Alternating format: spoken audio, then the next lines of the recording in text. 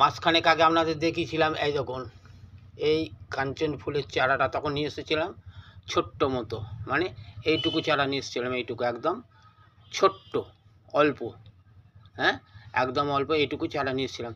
সেই চারাতে আজ 1 মাসে দেখুন কত বড়, দেখুন কি সুন্দরভাবে আমার বাড়িতে ও বড় হচ্ছে।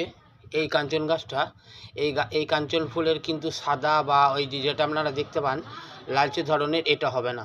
এটা ঠিক ওই যে অপরাজিতা ফুল, মানে আপনারা যেটাকে নীলকণ্ঠ বলেন, ওই নীলকণ্ঠ ফুলের মতো নীল রঙের ফুল হবে, দেখতে পাচ্ছেন। হ্যাঁ, কত সুন্দর গাছটা।